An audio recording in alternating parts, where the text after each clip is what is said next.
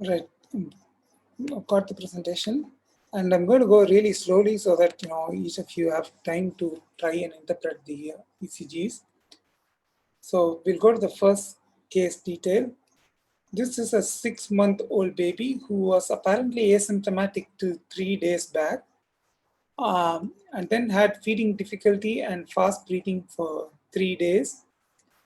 High heart rate was noticed by the pediatrician and was hence referred to the pediatric cardiac department for an evaluation. And at examination, the heart rate was 240 per minute, but the child was very well perfused and there was no gallop rhythm or murmurs. This was the ECG.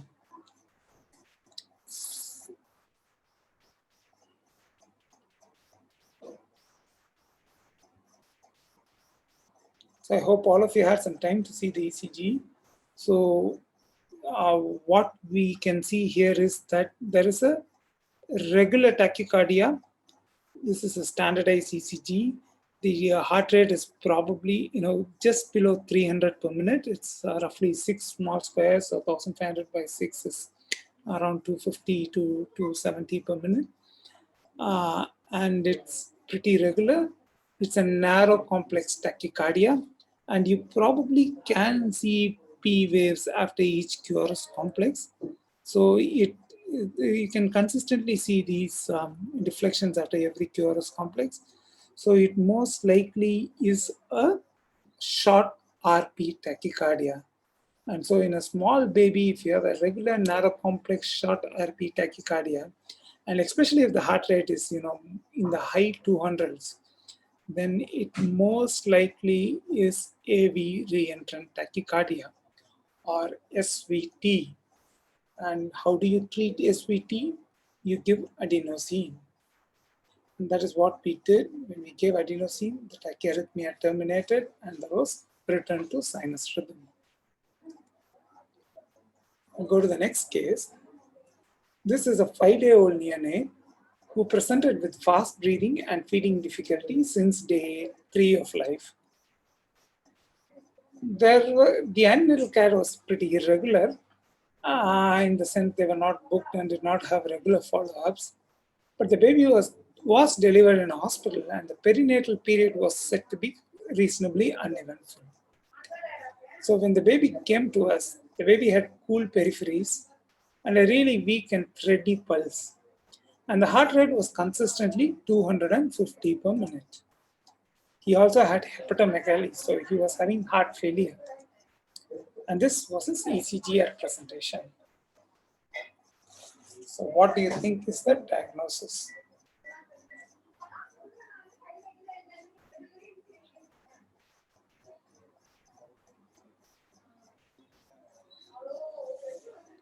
So you can see that the heart rate is high. As you can see, it's probably around 250 per minute, 6 small squares, between 6 and 7 small squares. It is a regular and narrow complex tachycardia. Now to me, it looks like atrial flutter because there seems to be a sawtooth wave, which at some points is hidden by the QRS complex. But it is difficult for an untrained trying to make it out. So what can you? So when I say atrial flutter, is there any way you guys can make sure it's atrial flutter without really believing my word alone? As we had seen in the last lecture, you can give adenosine to unmask the flutter wave. But before you give adenosine, you have to make sure that it is safe to give adenosine in this setting. So what are the 2 rules? It has to be a regular tachycardia. From the rhythm strip, it is clear that it is indeed a regular tachycardia. And it has to be a monomorphic tachycardia, in that all of the QRS complexes should be of similar morphology, which it very clearly is. So it is safe to give adenosine. And what happens when you give adenosine? Unfortunately, in that case, it was not possible for the pediatrician to record the adenosine response on an ECG, which is why what he did was connected it to the defibrillator and took a video. But even in the video, it is very clear that there is some activity there, which is pretty regular, and that is almost classic of flutter. So as soon as you give adenosine, you can see some sawtooth shape waves in these QRS complexes. So the diagnosis of flutter can be made apparent. And if you, so I'm just showing you a different ECG here just to see how giving adenosine unmasks the flutter wave. So you can very clearly see sawtooth waves here, which are typical of atrial flutter. And how do you treat atrial flutter? You cardiovert. So, and when you cardiovert, it's important to press this synchronize button, so which will synchronize the shock to after the QRS complexes. So you give 0.5 to 1 joule per kilogram.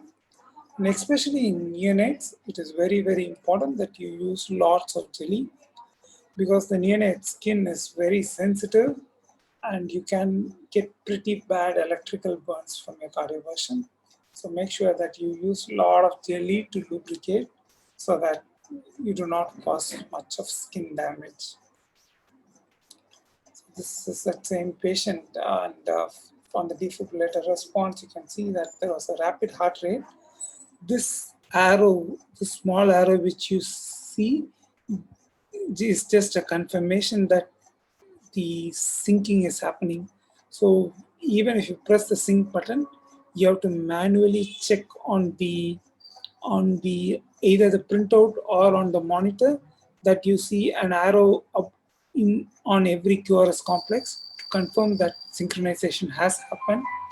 And when you give the shock, the rhythm just goes back to normal. So you have ended up treating the arrhythmia with this synchronized cardioversion. With that, I'll go to the next case. This is a 7-year-old boy with recurrent seizures.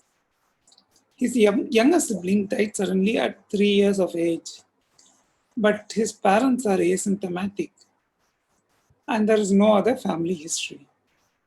He was being followed up by a neurologist who was treating him with various combinations of anti-epileptic drugs, but there was no clear epilepsy syndrome which was diagnosed, and he has had multiple EEGs which were normal.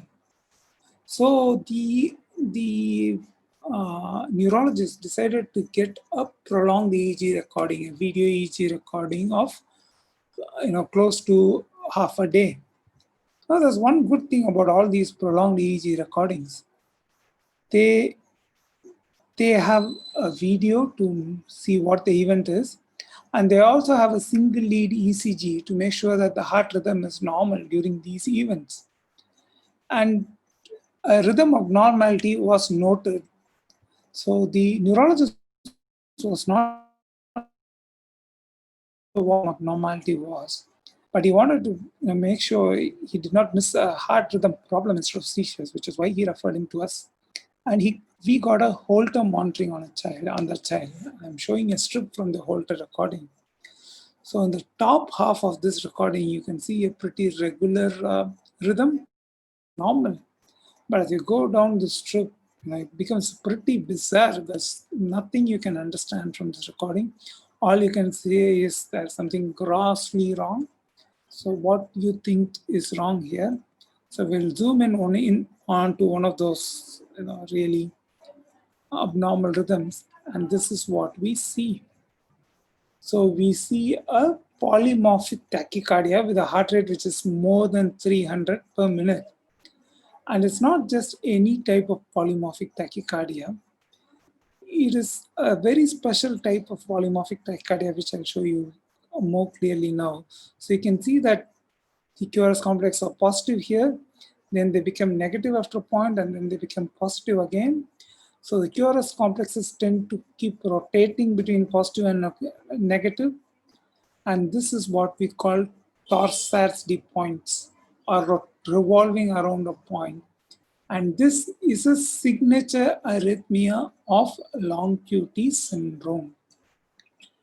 And when we got a 12-lead ECG of this child, we saw that, we can see that, it's a reasonably regular rhythm, so it's sinus rhythm, but the T waves are very, very abnormal, and the QT interval is very prolonged. Now, we did have one portion on calculating QT intervals in our introduction ECG, but because of this being a webinar, because it's difficult to interact on the DAP platform, I had specifically removed that portion from my first presentation. But I know you calculate the QTC interval by dividing the QT interval, which is the distance between the start of the Q wave to the end of the T wave, and then dividing it by the square root of the RR interval. So the QT interval here, from the start of the Q wave to the end of the T wave, is approximately 16 small squares or 640 milliseconds. And the RR interval is approximately 25 small squares or 1 second. So the QTC is 640 by square root of 1, which is again 640. And the upper limit of normal for the QT interval is around 460 to 470 milliseconds. So the QTC is very, very prolonged here. And when we got the ECG of the child's father, who apparently was asymptomatic, you could very clearly see that even in the father's ECG, the QT interval is very prolonged. So this is a case of long QT syndrome, and all of these so-called seizure episodes which the child had and which did not get controlled with your antiarrhythmic medications were in reality heart rhythm problems. So he had repeated episodes of torsidas de pointes, which resulted in the tachyarrhythmia.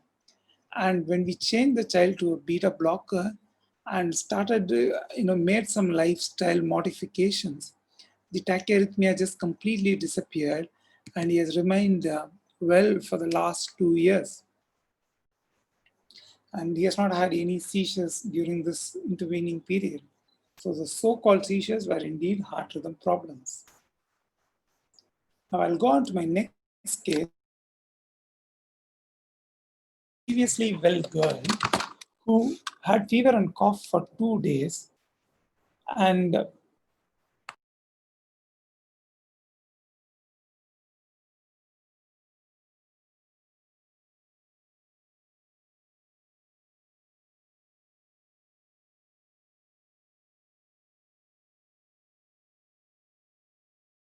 sorry, I lost connectivity in between. So this was a 14-year-old girl who was previously well and who had fever and cough for 2 days. But from day 3 of illness became progressively breathless, was noticed to have inappropriate tachycardia, and hence myocarditis was suspected, and she was referred to us. When we saw her, she was clinically in congestive cardiac failure. And when we did an echo, there was severe LV dysfunction. And this was a heart rhythm. So what do you think is the rhythm problem?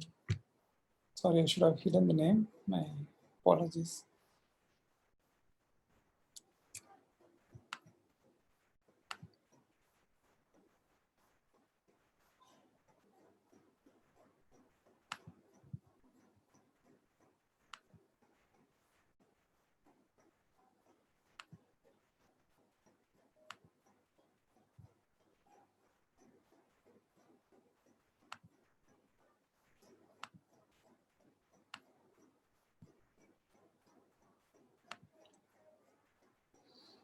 So you can see that the heart rate is slightly on the higher side for a 12-year-old girl. So it's probably around 120 per minute. And it's a regular rhythm. The QRSs are narrow complex QRSs, but you do not see a P wave before every QRS. You probably see a P wave after every QRS, but you don't see one before every QRS. So this child is actually in a junctional rhythm. And that is one of the tachyarrhythmias which you tend to see in myocarditis. So even at slightly slower heart rates, here the heart rate is probably slightly less than 100 per minute, he continues to be in a junctional rhythm. The next case is a 29-year-old lady who was diagnosed to have a complex cyanotic congenital heart disease. She was evaluated at a different center and was advised surgery and was referred to us. She had significant restriction of activity. She could only probably walk for around 100 meters and became breathless at that point. And when we saw her, the heart rate was only 35 per minute. And this was the ECG. So what do you see here? Now, ideally, we should probably have done this ECG after we finished the bradycardia protocol as well, which is actually planned for the next session. But still, so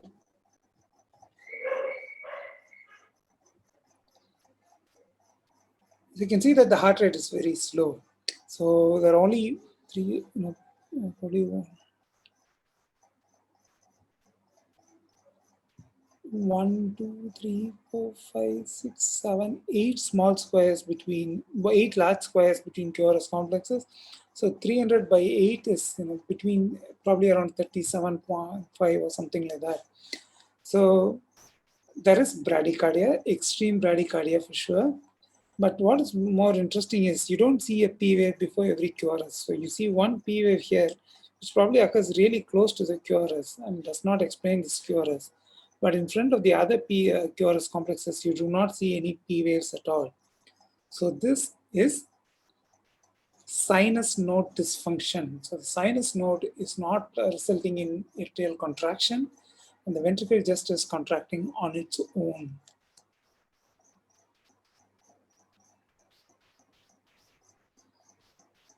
So the same patient, you can see different. At some points, you're seeing a retrograde P wave, but mostly you're not seeing any P waves at all. Next case, this is a 3-year-old previously asymptomatic child who had fever and cough for 2 days. Started on some Ayurvedic medications. They developed breathlessness, excessive sweating, and air hunger, and was taken to a hospital nearby. Arrhythmia was noticed and started on.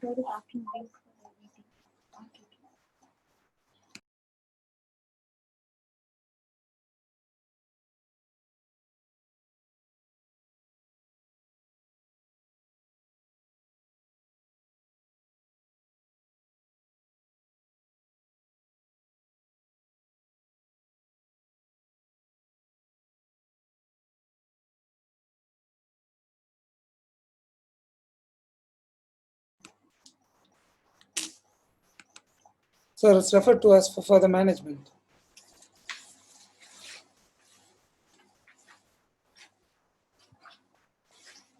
So this was the ECG at the reference center. So it is very clear that there is intermittent tachyarrhythmia and that the tachyarrhythmia is very wide. Yes. So this is a ventricular arrhythmia due to toxic myocarditis, and I'm not blaming the Ayurvedic medications, but some of these concoctions can have cardiotoxic content, and this is what probably resulted in the arrhythmias, and they settled once the drug levels came down, and at discharge the baby had completely normal rhythm. I'll probably have one more case before we have Dr. Krishna Kumar here to give you a short bird's eye view of what we had planned for these 2 or 3 sessions. So I'll do just this one case and then we'll hand over to Dr. Krishna Kumar. So this was a newborn who was noticed to have a high heart rate, who was asymptomatic and was otherwise feeding really well. And the clinical examination was completely normal except for the tachycardia. This was the ECG.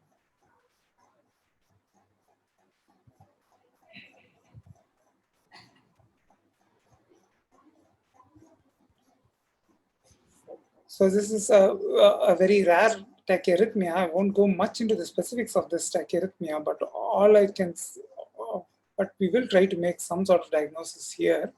So we know that this is a regular tachycardia. The heart rate is probably somewhere close to 220 per minute, and it is a narrow complex tachycardia. Now the PQRS relationship is not very clear. You are seeing a few P waves here and there, but you don't see a consistent PQRS relationship. So you're not very clear about what the diagnosis is. So what can you do next? So is it safe to give adenosine based on what we have gone through in the previous session? So we did say that there are only two rules to whether you can give adenosine or not. It has to be a regular tachycardia, and it should be a monomorphic tachycardia, in the sense all the QRS complexes should be similar to one another. And this ECG satisfies both these criteria, so it's regular and monomorphic. And so you're safe to give adenosine. And when we did give adenosine, what happened was there was absolutely no response. Now, it wasn't one of those spurious no responses which I spoke about in the last talk, where you don't give adenosine properly, and that is why you didn't get a response. Here it was properly administered and you still did not get a response. And this is an example of JET, which I mentioned in my previous talk, junctional ectopic tachycardia, that very rare tachyarrhythmia where even if you give adenosine properly, you don't see any response to adenosine.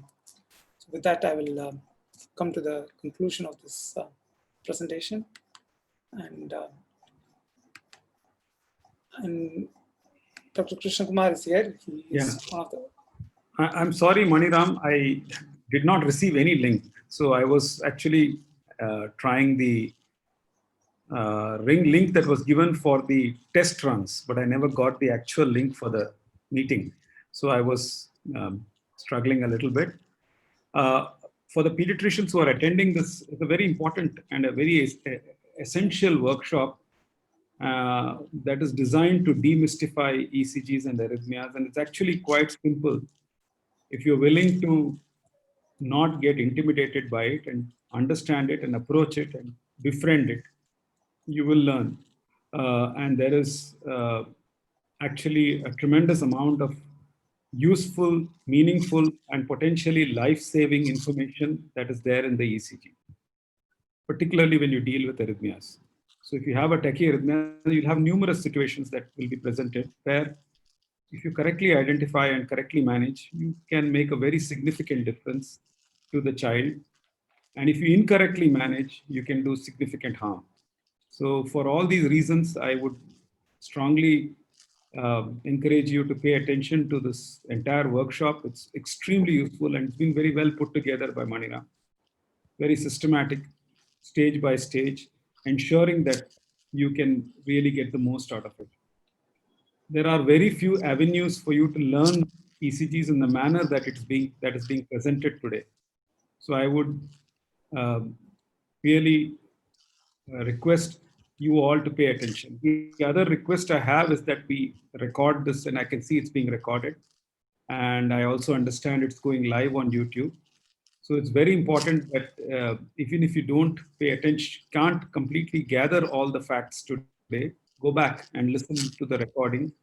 There's a lot happening on the virtual space, but it doesn't mean that all that is happening is, a lot of it may not be very relevant, but here is something that it's really worth looking at it in depth and looking at it with the idea of really learning something and making a difference to the patient when they come to you. It just needs a question of a little bit of discipline, being systematic, step by step, not panicking when you see a patient, getting the essential information, and you can do a substantial amount of good work and service to the patient by doing this correctly. So with that, I'll go back. I'll have Maniram conduct this session and ensure that, please, I know there isn't a very good avenue for asking questions and making it totally interactive. But that's the way it is in these times. It's difficult. But, but whenever the pandemic subsides and abates, we should do this once again as an in-person meeting where you have the opportunity to interrupt and clarify endlessly. And it's very effective, this workshop, and it's done that way. I've seen that happen once. Okay, Maniram, you can continue. Maniram? Hello? I think you, yeah, go ahead. Sir. Yes, sir. You can We'll probably have a couple of more clinical cases, and then and that. Yeah, you can go ahead. Please do proceed.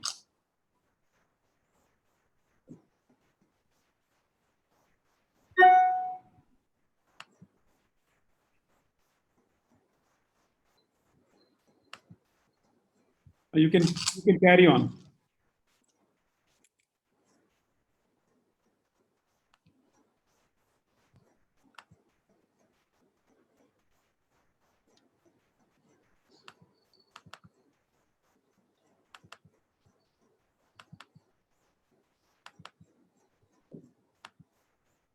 So this is so I'll probably have two more cases before which we can conclude this particular session. So this is a 42-year-old with severe pulmonary stenosis who had never had an intervention for that. She was diagnosed in childhood but never had an intervention for that till 42 years of age, and presented with severe right heart failure. There were episodes of near blackouts, had pedal edema, had an elevated JVP, had epigastric pulsations, and a grade 3 parasternal heave, which signifies significant elevated right ventricular pressure, had a normal first heart sound, a single second heart sound, and only a very soft systolic murmur. The pulmonary stenosis was so severe that there was hardly any flow happening, and the murmur was actually not very, very loud. This was a ECG. So you can, for a 42-year-old, I'll give you 10 seconds to look at it before I sort of explain what we see here. So you can see the heart rate is not very high. It's probably just above 75 per minute, which is a normal heart rate for a 42-year-old, especially someone who has heart failure. But what is interesting is all these waves which you see in the rhythm strip. So these are pretty regular waves, and they occur at a very high frequency, close to 250 per minute, definitely more than 150 per minute. And they have a very typical sawtooth pattern as well. So even though the ventricular rate is not as fast as what we saw in the neonatal atrial flutter examples, which we had seen previously, the atrial rate is pretty fast, and it has the characteristic sawtooth appearance. And so this is atrial flutter. And the treatment of atrial flutter, even in a 42-year-old, if you want to acutely control the symptoms, is to do a cardioversion. And when we did that, we got her back to sinus rhythm. So again, atrial flutter, unlike in small babies, you won't see very high ventricular rates in older children and even in adults. We probably have time for one more case before we end the session. So this is an 8-year-old boy who's a known asthmatic and who was recently started on oral salbutamol for the same. And probably a day after starting the oral salbutamol, he started complaining of palpitation and chest pain. So he was taken to a doctor nearby who noticed that the heart rate was 145, but that the pulses were regular and the pulse volume was normal. His BP was also okay, probably slightly low, but within the normal limits. And he did not have any gallop rhythm or murmurs. So he was referred to us. And this was his rhythm.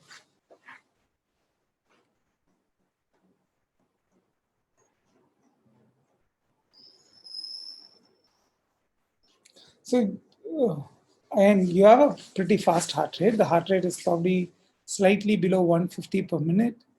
Most of the complexes are broad, but you have occasional narrow complexes, and you have occasional complexes which are sort of in between the narrow and broad.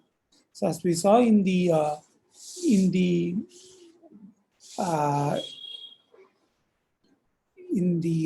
session about tachycardia, these are probably capture beats, which are normally conducted beats from the atrium. And these are probably fusion beats, which are sort of an in-between from